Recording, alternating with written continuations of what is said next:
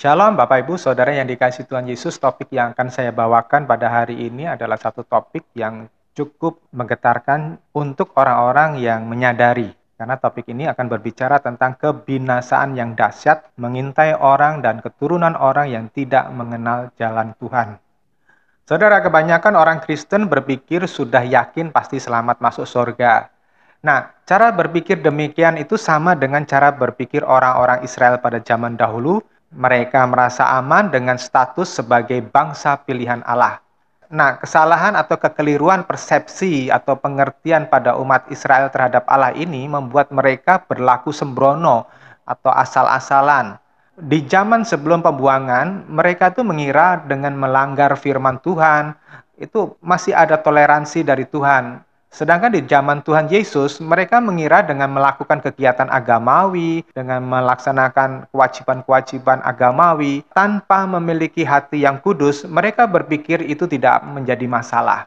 Nah, kesalahan pengertian tentang Allah membuat bangsa Israel harus menelan pil pahit sepanjang sejarah hidup bangsa ini.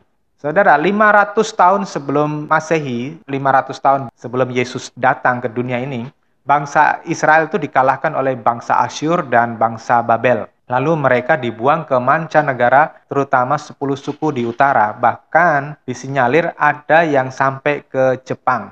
Lalu pada tahun 70 sesudah Masehi, Yerusalem yang masih tinggal pada waktu itu yaitu suku Yehuda dan suku Benyamin yang kemudian dikenal sebagai bangsa Yahudi, itu kembali dihancurkan oleh bangsa Romawi di bawah pimpinan Panglima Titus, yang pada waktu itu bangsa Romawi menjadi penguasa Eropa, Asia Timur Tengah, dan Afrika Utara.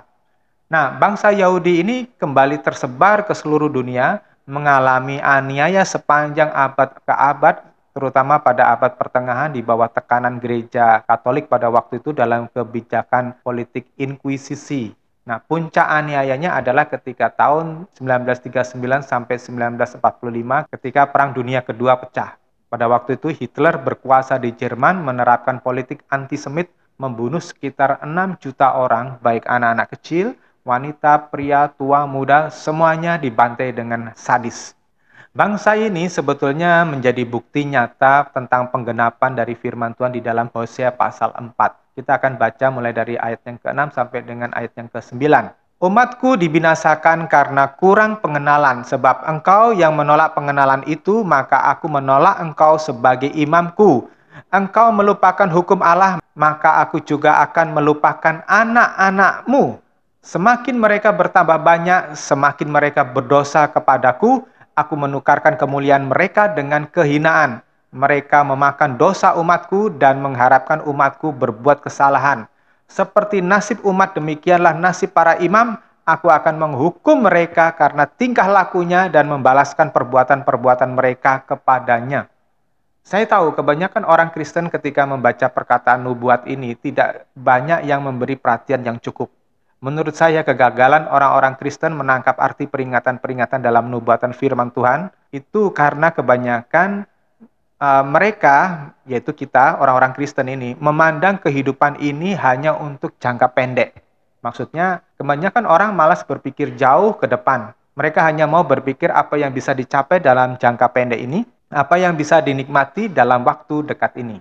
Nah, peribahasa tentang berakit-rakit ke hulu, berenang-renang kemudian, bersakit-sakit dahulu, bersenang-senang kemudian itu kebanyakan tidak berlaku pada banyak orang Kristen juga. Ya, maka mengapa ada orang-orang Kristen yang suka berfoya-foya, suka berjudi, suka membakar uang untuk rokok, narkoba, membeli minum-minuman keras, menghabiskan uangnya untuk pelacur-pelacur, untuk wanita simpanan atau pria simpanan demi kepuasan sesaat. Terus yang kedua adalah banyak orang Kristen tuh memandang remeh kekekalan. Di satu sisi tidak terlalu peduli tentang surga, di sisi lain menganggap enteng neraka. Sampai ada seorang tokoh yang super kaya di Amerika Serikat mengatakan bahwa dia tidak takut neraka karena toh banyak orang pergi ke neraka, banyak bintang film pergi neraka. Ini bercandaan yang kacau, bercandaan yang mengambil risiko. Saudara, persamaan ini sama halnya seorang muda yang mengendarai mobil sport Ferrari-nya atau Lamborghini-nya dengan kecepatan tinggi di jalan tol. Ia dapat lari dengan kecepatan 200 km per jam. Lalu ia melihat tanda peringatan batas kecepatan di pinggir jalan, kan biasa di jalan tol itu ada ya, yang mengatakan batas maksimumnya 100 kilometer per jam. Karena ia merasa confident atau merasa yakin, merasa aman, merasa safe dengan kemampuan mengendarainya dan kendaraannya itu ya dianggap sebagai kendaraan kelas 1, sehingga ia mengabaikan peringatan batas kecepatan tersebut. Nah, anak muda itu tetap meluncur dengan kecepatan 200 kilometer per jam lebih. Bahkan karena ia menyetir bersama dengan pacarnya, ia mau sedikit bergaya dengan selfie bersama pacarnya di dalam kecepatan yang melaju 200 kilometer per jam itu. Ya, sambil bercanda-canda tentunya. Lalu di luar ada hujan, tidak terlalu deras sih. Pandangannya sih masih cukup terang, mungkin masih bisa melihat 1 kilometer. Tetapi mulai ada genangan air tipis di atas permukaan jalan tol tersebut. Nah, anak muda tersebut tidak mengurangi kecepatan sedikit pun. Ia tetap percaya diri dan percaya pada kendaraannya. Nah, anak muda itu tidak pernah memperhitungkan ada risiko yang dia bisa hadapi atau dia bisa temui sewaktu-waktu.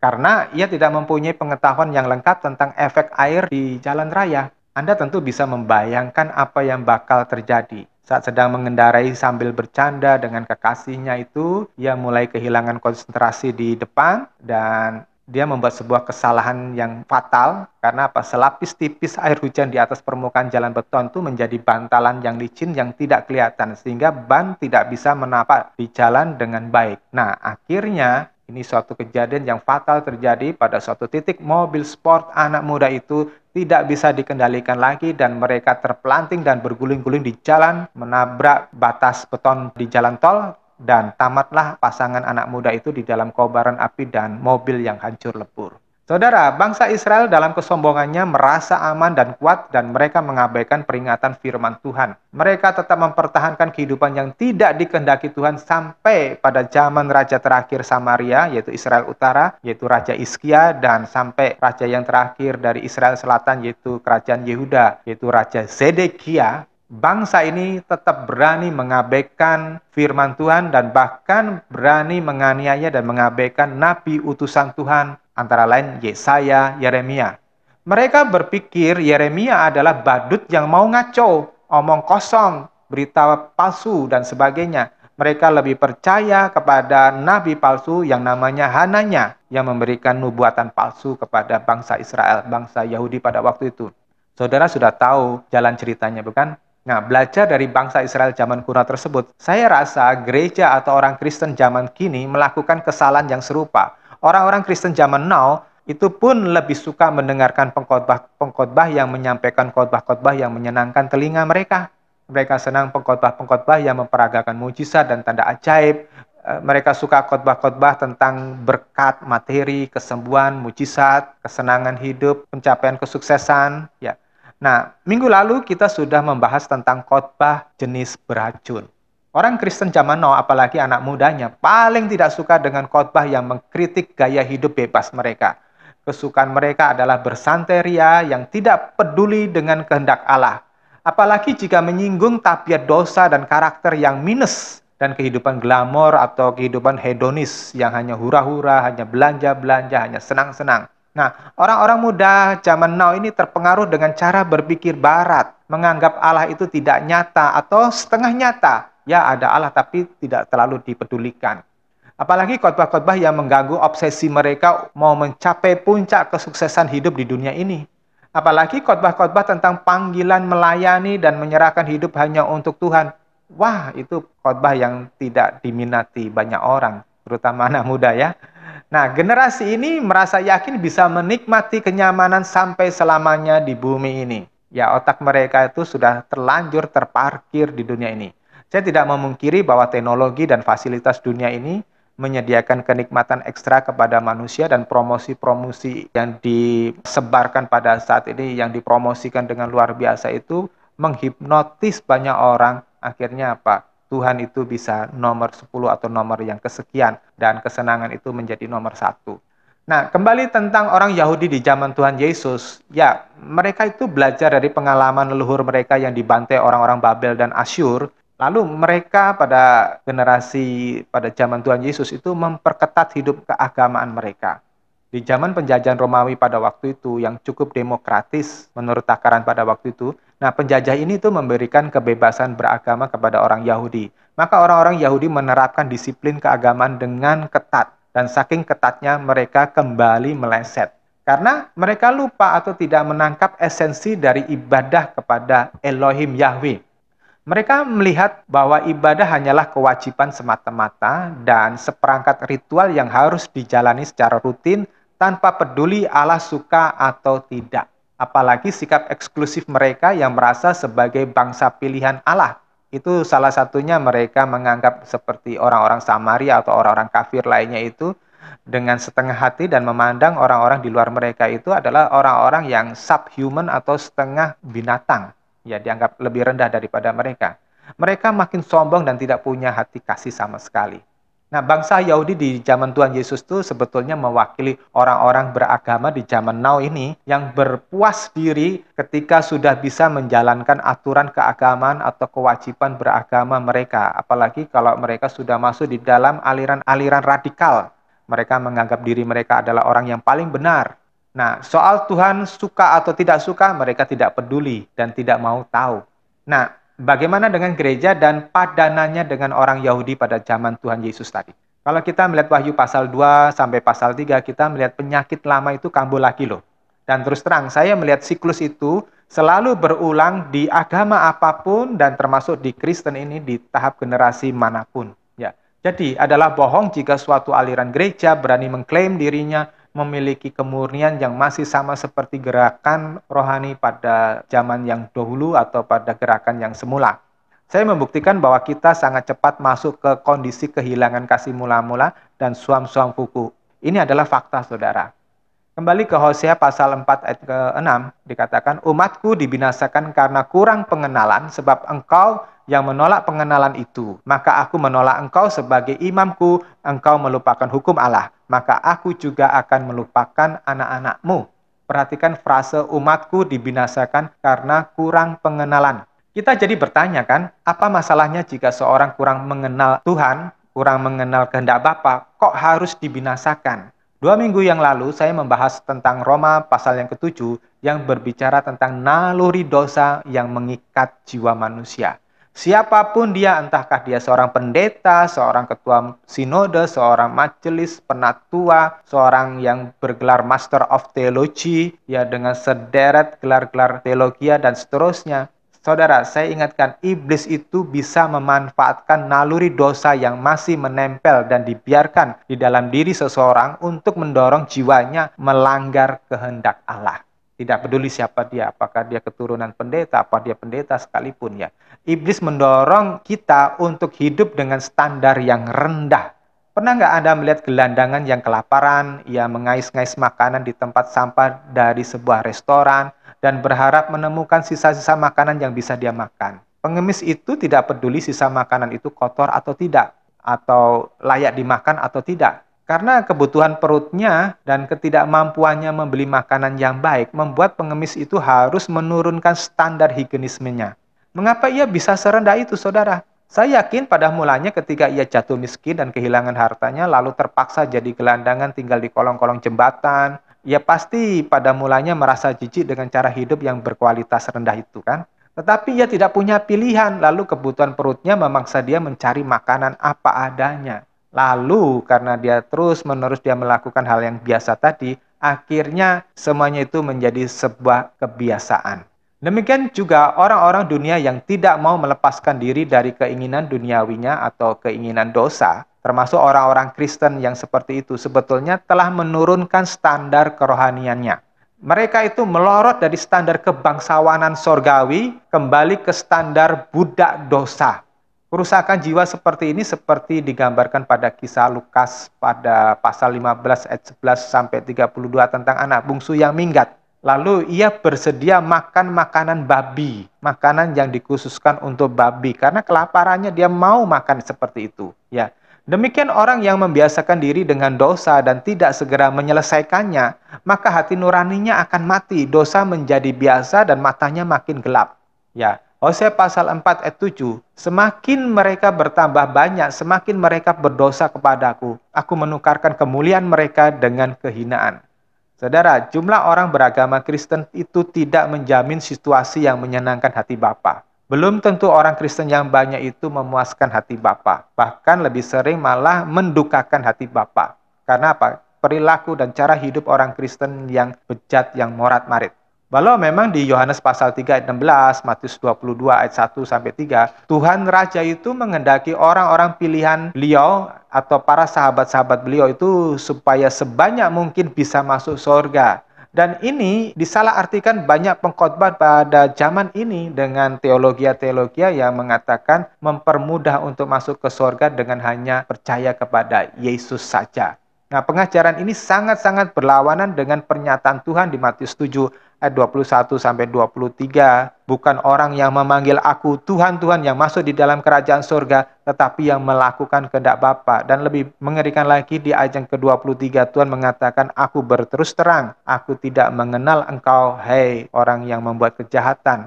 Dan di Matius pasal 5 ayat 20, Yohanes pasal 3 ayat yang ketiga sampai 5, jika hidup keagamaanmu tidak lebih baik daripada orang Farisi dan ahli Taurat, engkau tidak bisa masuk di dalam kerajaan surga, kan?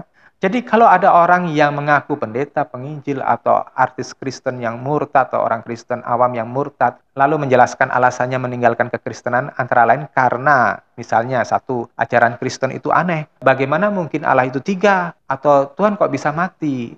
Saya yakin orang yang berargumen mengatakan Allah itu cuma satu, seperti kayak jari saya satu ini, itu pun juga belum pernah melihat Allah itu yang kayak apa sih, satunya kayak apa sih, ya. Dan mereka orang yang tidak mengerti kenapa Yesus harus mati untuk menebus dosa. Nah, terus yang kedua, mungkin ada yang beralasan cara hidup orang Kristen yang bejat dan najis itu memuakkan. Mereka punya rupa-rupa kemabukan, perzinahan, pornografi, dan segala praktek kemaksiatan. Saudara, itu karena mereka baik yang hidupnya tidak senonoh maupun yang murtad tadi, yang mencari-cari alasan itu pasti tidak pernah mempelajari firman dengan benar. Sehingga menganggap bahwa budaya barat yang bebas dan penuh dengan pengumbaran hawa nafsu itu adalah ajaran Kristen. Padahal itu salah besar. Kekristenan yang sejati malah justru hampir-hampir tidak mungkin dijalani dengan cara yang umum oleh orang-orang yang hanya mau ikut Tuhan dengan cara setengah-setengah hati. Tuhan menghendaki setiap umat yang mengikuti beliau harus mau mengikuti Tuhan secara totalitas. Kekristenan yang sejati bukan suatu agama untuk mengejar kekayaan dan mengejar kesejahteraan duniawi. Juga bukan sekedar mencari kesembuhan ajaib, bukan hanya sekedar untuk mencari kesenangan dan kehormatan. Pendeta Kristen harusnya bukan seperti dukun yang menawarkan solusi cepat untuk berbagai persoalan hidup manusia. Nah, sejarah dunia membuktikan bahwa semakin bertambah banyaknya orang Kristen, terutama di Eropa, gereja itu semakin menjauh dari ajaran Kristus yang sejati. Gereja melenceng terlalu jauh baik ke ekstrim kiri maupun ekstrim kanan. Ekstrim kanannya itu adalah ketika sekelompok orang menganggap dengan menjalani hidup mengasingkan diri, mengharamkan seks dan pernikahan, hidup dengan cara sangat sederhana alias miskin, itu yang disebut hidup monastik. Dianggap oleh orang-orang dari kelompok penganut paham ini sebagai cara menyenangkan Tuhan dan cara menjauhkan diri dari keinginan daging.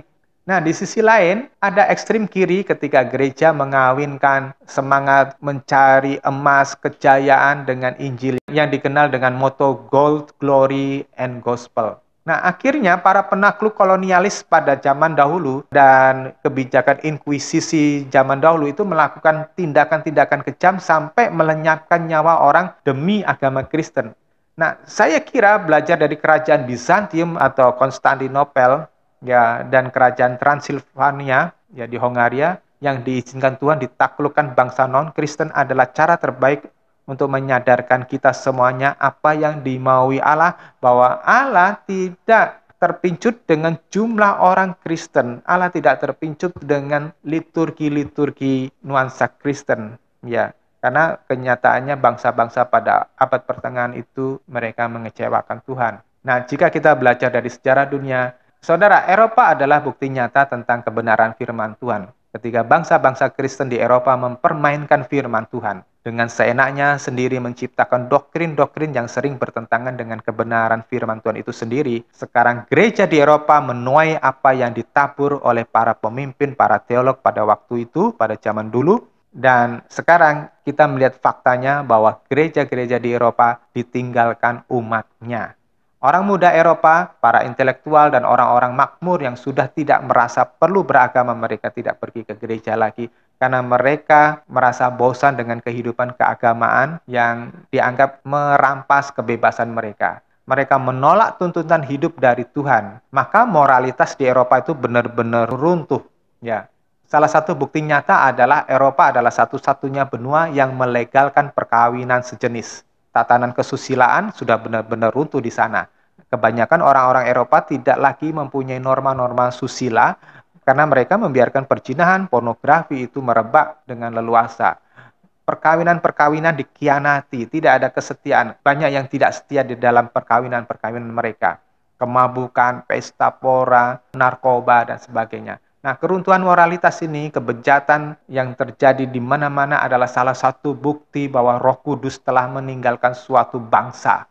Tetapi tentu ancaman hukuman Allah bukan sebatas kehancuran moralitas semata. Bencana seperti pandemi dan endemi penyakit, bencana alam dapat mengikuti selanjutnya. Tinggal menunggu waktu saja, ya. Tinggal tunggu mainnya. Tapi masalahnya orang yang sudah terlanjur tidak mau tahu Tuhan akan berpikir bahwa hidup manusia hanya seperti binatang, yaitu habis mati selesai semuanya. Nah, selama masih hidup, lakukan semaunya demi pemuasan hawa nafsunya. Orang-orang seperti ini tidak pernah mempertimbangkan Allah itu ada dan penghakiman yang menantikan itu pasti ada. Ya, kita kembali ke Hosea pasal 4 ayat 9. Seperti nasib umat, demikianlah nasib para imam. Aku akan menghukum mereka karena tingkah lakunya dan membalas perbuatan-perbuatan mereka kepadanya. Saudara yang dikasihi Tuhan Yesus, para pemimpin rohani, pemimpin gereja harus memperhatikan peringatan ini. Saya gentar sekali dengan peringatan seperti ini, Hosea pasal 4 ayat 6 ini. Karena itu akan berpengaruh pada dirinya sendiri, pada diri kita sendiri, maupun anak keturunan kita. Dan ada satu survei yang membuktikan bahwa orang yang tidak menghormati Allah, itu anak keturunannya bahkan sampai 3 abad kemudian itu benar-benar mengalami kekacauan dan kehancuran. Karena Allah benar-benar menuntut pertanggungjawaban atas kita. Kita yang menikmati penghormatan dari umat, yaitu kita para pemimpin, itu dituntut dapat memberikan teladan yang benar. Kita orang Kristen ini dituntut oleh Tuhan untuk bisa memberikan contoh, menjadi sokok guru, menjadi teladan kepada dunia ini, kepada orang-orang yang belum mengenal jalan Tuhan. Jadi kalau kita dengan sembrono menikmati hidup ini semaunya, maka benar apa yang diperingatkan Tuhan di Hosea pasal 4 dan 6 itu bisa terjadi. Satu-satunya kesempatan agar terhindar dari murka Allah ada di ayat 6 tadi, umatku dibinasakan karena kurang pengenalan. Berarti kita harus mengejar pengenalan akan Allah. Karena kurang pengenalan akan kehendak Allah, maka membuat orang itu bisa ngawur dalam bertindak, dalam berpikir, dalam dia mengekspresikan karakternya.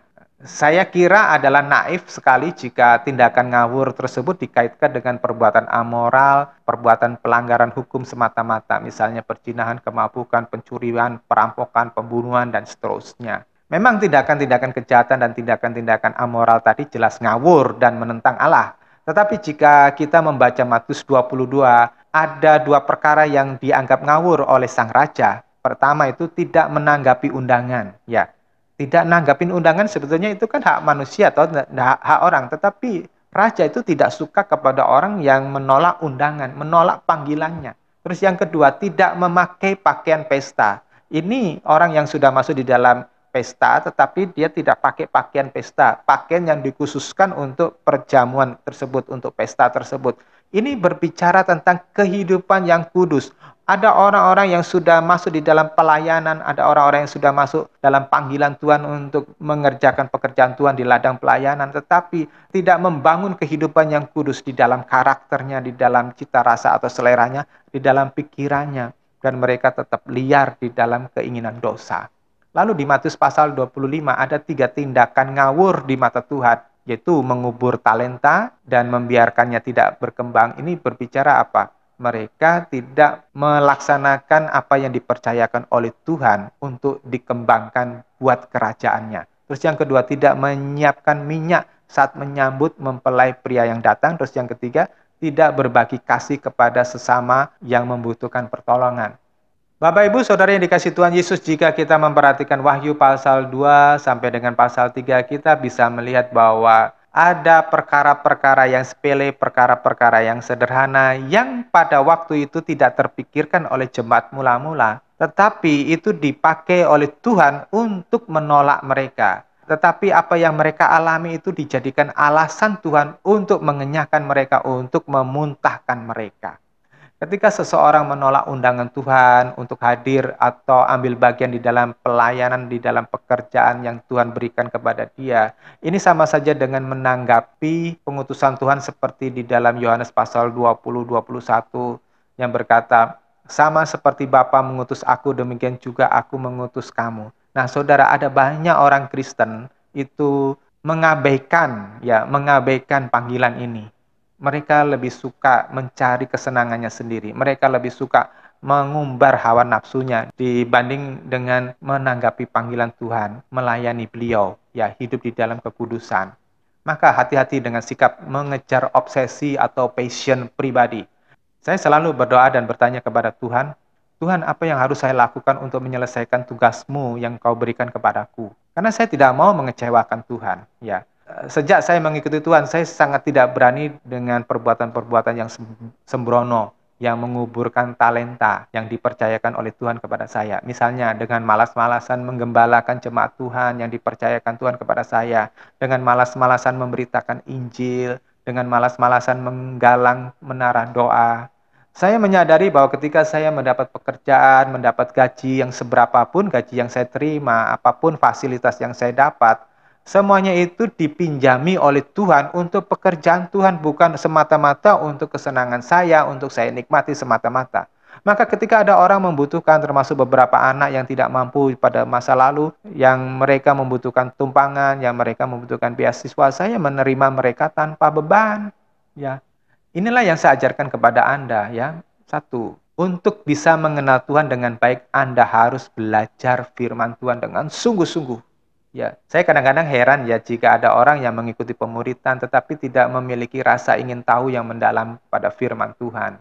Ada seseorang yang saya kirimi khotbah yang bukan orang dalam pemuritan kita, itu malah suka bertanya ini itu dan ada satu atensi atau ada satu perhatian pada firman Tuhan yang saya uraikan, ya. Saya bilang orang yang seperti ini punya potensi untuk maju dan punya potensi untuk menduduki kerajaan yang akan datang. Semakin jiwa kita diisi firman Tuhan, maka Roh Kudus itu dapat mulai mendidik kita tahap demi tahap. Karena dari firman Tuhan itulah bahan bakarnya. Ya, saya waktu sekolah Alkitab dulu diajarkan oleh dosen saya bahwa firman Tuhan itu adalah kayu bakarnya. Dan Roh Kudus itu adalah apinya, sehingga bisa menyala. Kuncinya untuk dapat diajarkan oleh Roh Kudus adalah memiliki hati yang mau datang kepada Tuhan Yesus, seperti yang dikatakan di dalam Matius pasal 11 ayat 28-29, menyerahkan masalah yang kita miliki, yang kita hadapi itu kepada Tuhan. Lalu kita ambil hati kita ini memiliki hati yang rendah hati dan lemah lembut, supaya apa? Gampang dididik, gampang dibentuk, gampang diajari oleh Roh Kudus. Terus yang kedua, ia harus mempunyai keinginan untuk bertemu dengan Sang Raja di atas segala raja dalam devosi pribadi. Bagaimana Anda dapat mendapatkan pewahyuan khusus jika Anda tidak punya keinginan bertemu dengan Sang Raja?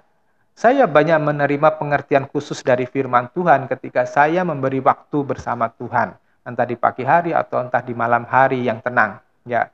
Dan yang ketiga, saya mendorong Anda, bangun hati Anda mau dipakai menjadi alat Tuhan. Ya, saya selalu ingat di dalam 2 Timotius pasal yang ke-2 ayat yang ke-21. Kita harus mau dikhususkan menjadi alat Tuhan, mau menjadi utusan Tuhan, melayani Sang Raja. Nah, ini harus keluar dari hati yang tulus, bukan hati yang mau memanfaatkan Tuhan, ya. Dengan kerinduan mau memuaskan hati Bapa, sehingga tidak perlu disuruh, tidak perlu diingatkan, tidak perlu didorong-dorong.